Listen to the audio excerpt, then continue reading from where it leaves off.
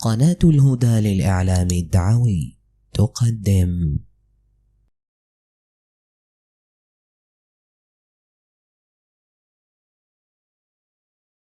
أنا ليك دابا نذكر واحد المسألة ديال أقوال الفقهاء، فقهاء المذاهب. حنا سيدي دابا غادي نجيبوا لك الأقوال ديال الفقهاء ديال المذاهب الأربع، يعني المذهب المالكي والمذهب الحنفي والمذهب الشافعي والمذهب الحنبلي.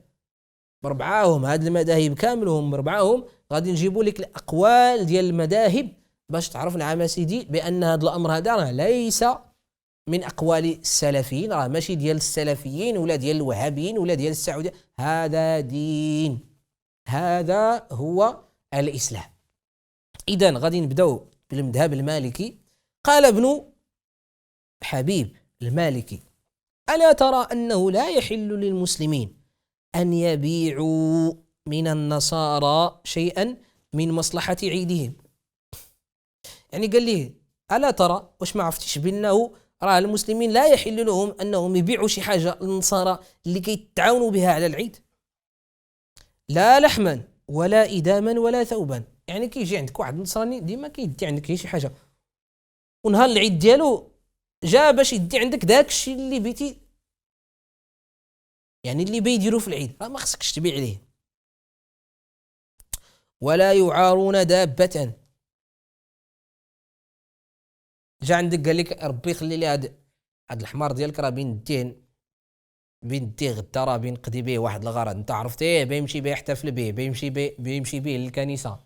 ولا جا عندك شي مسلم قال لك ربي شي تسالي واحد 300 درهم، تسالي 300 درهم، فين غادي هذا؟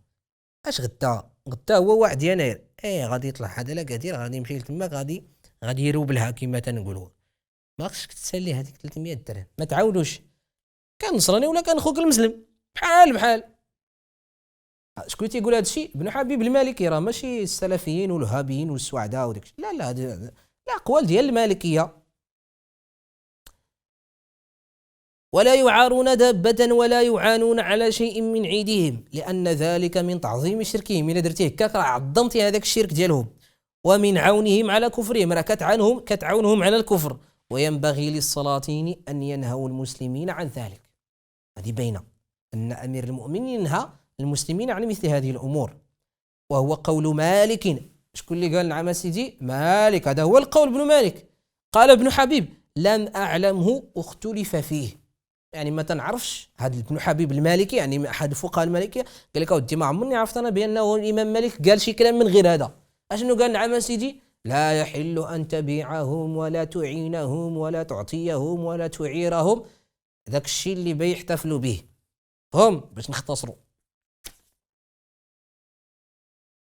طيب، جاء في البيان والتحصيل ابن رشد، هذا ابن رشد المالكي، فهم كتاب البيان والتحصيل يمكن لكم ترجعوا ليه. وأما كراء الدابة ممن يركبها إلى الكنيسة، وأما كراء الدابة يعني تتكري ليه، ماشي تتعطيه ولا تتخلي ليه، لا تتكري ليه، راه بيتي تقبض فلوس على هذه الدابة هذه. قال: وأما كراء الدابة ممن يركبها إلى الكنيسة، وبيع الكبش، راه بيتي تبيع ليه الكبش، وبيع الكبش ممن يذبحه لعيده وكفره. قال: فاختلف في ذلك ثم قال: قول مالك مرة أجاز ومرة كره، يعني مرة قال مالك جائز ومرة قال مالك شنو؟ قال مكروه، بمعنى حرام. يعني الإمام مالك دائما إلا سمعتي الكراهة من قول مالك هذا يعني تمر على الحرام في الغالب، في الغالب. وقع اختلاف قوله في ذلك في سماع سحنون من كتاب السلطان، وقد ذكرنا هناك وجه اختلاف قول مالك في ذلك، فعلى القول بأنه كرهه يدخل في ذلك من الاختلاف ما ذكرناه، الذي يبيع العنب ممن يعصره خمرا. بحال كان انت جاء عندك واحد السيد وانت عندك الدالية ديال العنب، قلتي ليه، قال لك شحال باش بغيتي تبيعني هذه الدالية، وانت عرفتي غادي يمشي وغادي يخمر داكشي وغادي يعطي لعباد الله يتبوقوا. امام مالك فيه خلاف ما بين على الإمام مالك. وهذا هاد ابن رشد هنايا مال هذاك القول ديال الكراهة ديال التحريم. فهم بحال وكان هذاك اللي بعتي ليه باش يخمر داك الشيء ويعطي لعباد الله، بحال هذاك اللي كريتي ليه ولا بعتي ليه داك الكبش باش يمشي يذبحو في شي صنم ولا يدير به شي تخربيقه ديال هذاك الشيء ديال النصارى. وحكم بيع الطوب لبناء الكنائس، بحال شي واحد عنده الطوب وتيبيعو يعني لابريك وتيبيعو لصحاب الكنائس، او الزيت لوقيدها يعني كيبيعهم الزيت باش يشعلوا بها العافيه في الكنيسه، يعني باش يشعلوا بها الضوء. او المرعاة للخنازير، ولا شي واحد عنده شي خنازير عزكم الله وانت كتعطيه الفيمه ديالك باش يسرحوا فيها. حكم الذي يبيع شاته لتذبح في اعياد النصارى، بحال شي واحد دابا قال لك بيع لي العنب باش يخمروا، بحال الا بعتي ليه شي كبش باش يذبحوا النصارى، باش يدير به العيد ديال النصارى. بحال ذلك الانسان. هذا قول ديال الامام مالك ماشي ديال السلفيين ولا ديال الوهابيين ولا سميتو. قال: فصل في ذكر بعض مواسم أهل الكتاب، فهذا بعض الكلام على المواسم التي ينسبونها إلى الشرع وليست منه، ويبقى الكلام على المواسم التي اعتادها أكثرهم وهم يعلمون أنها مواسم مختصة بأهل الكتاب، فتشبه بعض أهل الوقت وفيهم، هذا هو المهم، فتشبه بعض أهل الوقت وبهم فيها فتشبه، نعم هكذا قال، فتشبه بعض أهل الوقت بهم فيها وشاركوهم في تعظيمها. يعني ابن رشد يقول لك بعض الناس في هذا الوقت هذا، بعض أهل الوقت تشبهوا بهم وشاركوهم في داك الشيء، ماشي تشبهوا بهم بحال دابا نيت حنا غنقولوا فتشبه بعض أهل زماننا بهم وشاركوهم فيها. هو يقول ابن رشد رحمه الله: يا ليت ذلك لو كان في العامة. قال لي لكون غير العوام اللي كانوا تيديروا داك الشيء ماشي مشكل، ولكن هذا الشيء حتى ولا حتى بعض طلبة العلم اللي تنقولوا راه فقيه وكذا تبقى يقول لك ماشي مشكل وكذا وسمي تتأسف، وحنا نيت غادي نتأسفوا. يا ليت ذلك بقي في العامة، يعني يكون غير بقاو هذوك الناس اللي ما قارين ما فاهمين تيديروا داك الشيء، نقولوا ما قارين ما فاهمين، ولكن الله المستعان. قال: ولكن ترى بعض من ينتسب إلى العلم يفعل ذلك في بيته ويعينهم عليه ويعجبه منهم ويدخل السرور على من عنده في البيت من كبير وصغير بتوسعة النفقة والكسوة على زعمه. بل زاد بعضهم أنهم يهادون بعض أهل الكتاب في مواسمهم ويرسلون إليهم ما يحتاجون لمواسمهم. يعني ولاو الناس يعطيوهم الهدايا لهذوك النصارى اللي تيحتفلوا بالشرك، يحتفلوا بابن الإله. انت تقول قل هو الله احد وهو تيقول الله ثلاثه، وانت كتعطيه الهديه باش يقول الله ثلاثه. امتى غادي يسلم هذا؟ امتى غادي يدير عقله ويسلم؟ امتى؟ وانت كتمشي كتهنئوا على هذا الامر هذا.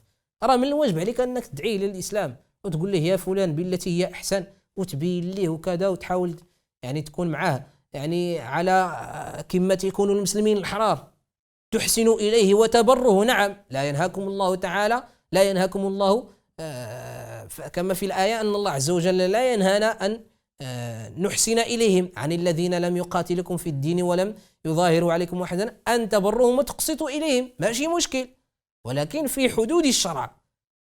نعم، تبيع ونتشرى معاه، نسول فيه إذا كان مريض، لأن النبي صلى الله عليه وسلم زار هذاك اليهودي، وعلى خلاف بين اهل العلم واش خصنا نزوروه ولا خصنا نزوروه الا بينا ندعيوه وكذا، واش المهم ما عليناش، ولكن ان تهديه وتشجعوا على الكفر ديالو هذا لم يقل به احد من اهل العلم. لذلك الناس يجب عليهم ان يرجعوا الى دينهم. المهم يعني كلام كثير. ومن مختصر الواضح سئل ابن القاسم عن الركوب في السفن التي يركب فيها النصارى لأعيادهم، فكره ذلك مخافة نزول السخط عليهم لكفرهم الذي اجتمعوا عليه. شوف دابا هذه القضية، ابن القاسم المالكي، ابن القاسم هذا معروف من الرواة ديال الموطأ، يعني سولوه قالوا ليه اش بان لك في هذوك الناس المسلمين اللي تيركبوا في دوك السفن اللي كتدي النصارى لهذوك البلايص اللي كيحتفلوا فيهم. انا سيدي بنقطع الواد، انا مسلم بنقطع الواد فيه واحد المسافه بنقطعو، ولا بنقطع البحر للجهه الاخرى. ما لقيت غير واحد السفينه، واحد الباركو راكبين فيه النصارى هما بغاو يقطعوا الواد ولكن بيحتفلوا في الجهه الاخرى. مشيت خربيقه ديالهم. انا بنقطع الواد عندي الغرض تما، ماشي الغرض ديالي هو نحتفل، ولكن عنده شي غرض اخر. قال ابن القاسم راه خير لك ما تركبش معاهم، لانهم ما فيما مشاو تبعهم اللعنه، لانهم غادي يمشيو يحتفلوا بالشرك. هذا قال لك ما تركبش معاهم، واخا ما كانش الغرض ديالك انك تحتفل معاهم ما تركبش معاهم. علاش؟ قال لان السخط علي مخافه نزول السخط عليهم لكفرهم الذي اجتمعوا له. بحال شي واحد ناعس في الواد، كاين الشتاء هو ينعس في الواد. واش هذا عنده العقل؟ راه الا نعستي في الواد راه واحد شويه بيحمل الواد وبديت تولي انت بديت تفيق في البحر. داك الانسان خصو يكون على بال. هذا راه بيركب معاهم باش غير يقضي غرض ديك الجهه، ومع ذلك قال ليه الامام ابن القاسم ما تركب معاهم، تقدر تنزل شي نعله وهما غاديين لذاك التخربيق ديالهم وتسميتو. والله تعالى شنو تيقول؟ واتقوا فتنة لا تصيبن الذين ظلموا منكم خاصة، بمعنى ستصيب الجميع ولكن الذين ظلموا ستصيبهم خاصة، بمعنى راه غتجي كل شيء، راه الجاي حيله جات كتدي كل شيء. فهم الانسان يكون على بال من هذا الامر هذا. المهم الكلام كثير جدا. وقال الامام الورشريسي المالكي في المعيار المعرب، قال رحمه الله تعالى، قال وسئل أبو الأصبغ عيسى بن محمد التميلي عن ليلة يناير التي يسميها الناس الميلاد، ويجتهدون لها في الاستعداد ويجعلونها كأحد الأعياد، ويتهادون بينهم صنوف الأطعمة وأنواع التحف والطرف المثوبة لوجه الصلة، ويترك الرجال والنساء أعمالهم صبيحتها تعظيما لليوم. حتى قال يعني سولوه قالوا لي هاش كيديروا فيها الناس، وهاش كيديروا، هاش كيسميوا، قال بدعة محرمة لا يحل لمسلم أن يفعل ذلك. شكون اللي قال نعم سيدي؟ ماشي السلفيين والوهابيين وهذوك اللي جابوا الدين من السعودية. شكون اللي قالها؟ الإمام الونشريسي المالكي في كتابه المعيار المعرب. إذن الأئمة ديال المالكية والنقولات كثيرة جدا. قال يعني في الموطأ، يعني في رواية يحيى بن يحيى الليثي، قال الإمام مالك لا تجوز الهدايا في الميلاد من نصراني ولا من مسلم، سواء اعطاها لك نصراني ولا اعطاها لك مسلم ما تقبلش داكشي. ولا اجابه الدعوه، شي واحد قال لك عرفتي اش دير، دوز عندنا راه نهار الخميس راه بيكون كذا وكذا وكذا، راه بينا نحتفلوا بالسنه الميلاد الجديده وكذا، وراه بينا نديروا شي حليوات وكذا، دوز عندنا. قال لك الامام مالك لا تجيب ولا اجابه الدعوه فيه ولا استعداد له، غير مجرد الاستعداد. شفتيهم يهزوا داك الطبالي وداك الشيء وبغاو يسميتو، ما تمشيش تعاونهم ولا استعداد. وينبغي اش قال لك الامام مالك؟ وينبغي ان يجعل كسائر الايام، خصو يكون بحال الايامات الاخرين، ما كاينش تماك شي فرق. والاقوال كثيره جدا، فهم الاقوال ديال المالكيه كثيره جدا. غادي نشوفوا دابا القول ديال الحنفيه. قول الحنفيه، قال ابن نجيم في الكتاب ديالو البحر الرائق في شرح كنز الدقائق، قال والإعطاء باسم النيروز والمهرجان لا يجوز. يعني أنك تعطي لشي واحد يعني باسم النيروز والمهرجان كما ذكرنا هادو من أعياد المشركين. أي الهدايا باسم هذين اليومين حرام بل كفر. يعني إلا مشى الإنسان حتى كيعتقد داكشي، كيعتقد أنه هادوك راح يحتفلوا بابن الإله، هذا وقع في الكفر. قال بل كفر. وقال أبو حفص الكبير رحمه الله لو أن رجلا عبد الله 50 سنة ثم جاء يوم النيروز وأهدى إلى بعض المشركين بيضة يريد تعظيم ذلك اليوم كفر. اليوم لو شي واحد مسلم وعبد الله عز وجل 50 عام، ثم جا داك النهار اللي تيحتفلوا به دوك المشركين بداك الاله ديالهم، ومشى حتى هو تيعاونهم قال لك عطاهم بيضه، الا مشى غير عطاهم بيضه وكانت عنده هذيك العقيده، اعتقد بان داك النهار راه زوين وكذا وتيعظم، راه السيد كاع ديك 50 عام ديال العباده كما تيقولوا الشلوح اني يكرز ورم يغدرت مشات ضربتيها في الصفر. ذلك الانسان ما خصوش يلح راسو في مثل هذه المواقف. والنبي صلى الله عليه وسلم قال لك راه كلمه واحده قد تهوي بالرجل 70 خريفا، وان الرجل لا يتحدث بالكلمه من سخط الله لا يلقي لها بالا. غير قال ليه بوناني، قال ليه هابي نيو يور، ولا قال ليه مثلا سنه سعيده، ولا قال ليه امبارك اسبقوا سامباركي، ولا قال ليه شي حاجه من غير هذا الكلام هذا اللي كيحتفلوا به، يقدر تهوي به في النار 70 خريفا. ذلك الانسان لا يوبق دنياه بكلمه، وراه كلمه واحده راه خطيره جدا. حتى في الحياه ديالنا تقدر تدخل واحد الحبس، تقدر تخرجه، تقدر تقتل واحد، تقدر تحييه، يقدر فهم كلمه واحده تقدر تغير فهم تغير مجرى التاريخ. دول غادي تجبد ما بينها الصداع بكلمه واحده فهم. لذلك الانسان ما يحقرش الكلمه. وقال في الجامع الاصغر، يعني قال كلام ثم قال رجل اشترى يوم النيروز شيئا يشتريه الكفرة منه وهو لم يكن يشتريه قبل ذلك، إن أراد به تعظيم ذلك اليوم كما تعظمه المشركين كفر. إلا بغى يحتفل بكما يحتفلوا هذوك المشركين راه كفر. وإن أراد الأكل والشرب والتنعم، إلا بغى يأكل ويشرب ويتبرع مع راسه فإنه لا يكفر، ولكن يقع في بدعة ومحرم ومعصية. لذلك دابا الناس اللي كيشريوا هذوك الحلوى وكذا، وإلا كانوا تيعتقدوا هذاك التخربيق اللي كيعتقدوا النصارى راه كفروا. إلا كان غير بغى يضحك وينشط وكذا راه وقع في بدعة ومحرم. أرى لك سيدي غادي نشوفوا قول ديال شكون؟ القول ديال الشافعية. قال الدميري رحمه الله في النجم الوهاج فصل التعزير: يعزر من وافق الكفار في أعيادهم. بمعنى قال القاضي تيحكم بالعصا، يكون العصا شكون؟ هذاك اللي وافق الكفار في أعيادهم، يحكم عليه أنه يعني نقدوا لي عظيمته مزيان. قال يعزر من وافق الكفار في أعيادهم، ومن يمسك الحية، ومن يدخل النار.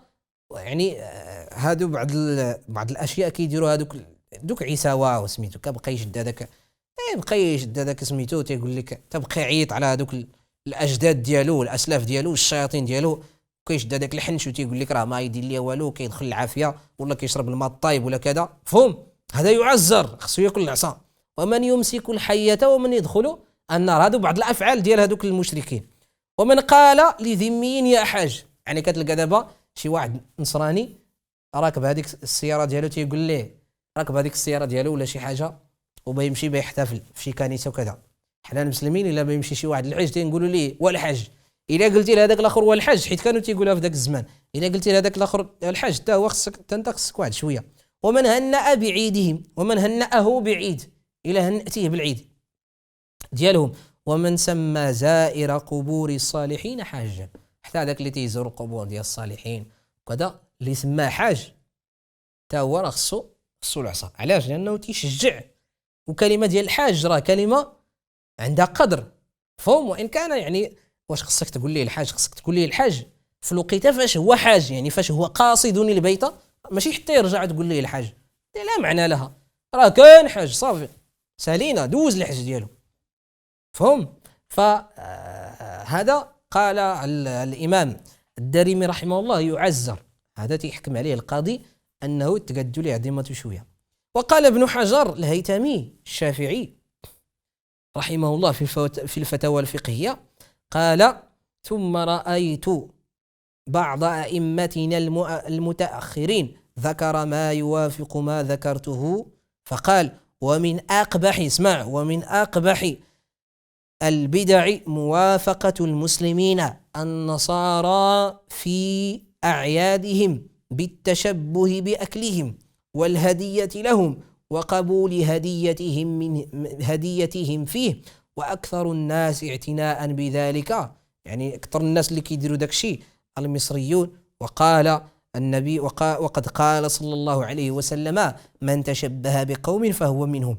بل قال ابن الحاج: لا يحل لمسلم أن يبيع نصرانيا شيئا من مصلحة عيده، لا لحما ولا أدما ولا ثوبا، ولا يعارون شيئا ولو دابة، إذ هو معاونة لهم على كفرهم. هذا تنقل على ابن حاج المالكي.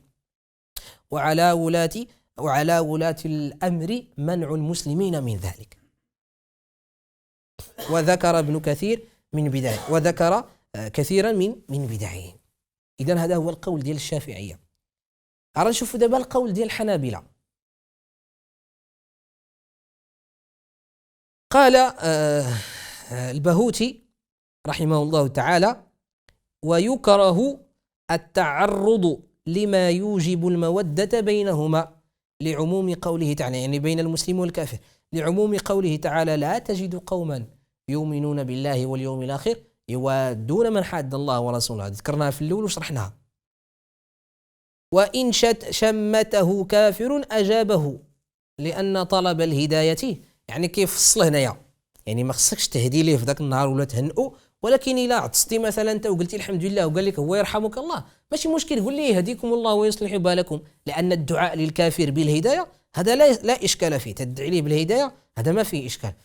لأن قال: وإن شمته كافر أجابه، يقول لي يهديكم الله ويصلح بالكم، لأن طلب الهداية جائز للخبر السابق، يعني ذكر شي خبر. ويحرم، قال: ويحرم تهنئتهم وتعزيتهم وعيادتهم، كما ذكرنا الخلاف ما بين أهل العلم في العيادة. قال: ويحرم تهنئتهم بلا خلاف، وتعزيتهم هذا فيها خلاف. يحرم تهنئتهم، فهم أنك تهنئهم بالأعياد ديالهم. أما التعزية يعني الكلام فيها طويل ما بين أهل العلم، لأنه تعظيم لهم أشبه، يعني لأنه تعظيم لهم، فهم ذلك الإنسان خصو يكون على بال من هذا الأمر.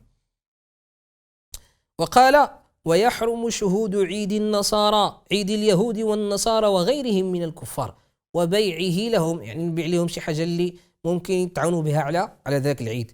قال: ومهاداتهم لعيدهم، يعني نبقى نعطيهم الهدايا بمناسبة ذلك العيد، لما في ذلك من تعظيمهم، فيتشبه بذاتهم بالسلام، يعني يعني كتشبه بهم في ذاك النهار. المهم بأن المذاهب الأربعة، هذا اختصارا، المذاهب الأربعة مجمعون على تحريم الاحتفال بأعياد النصارى،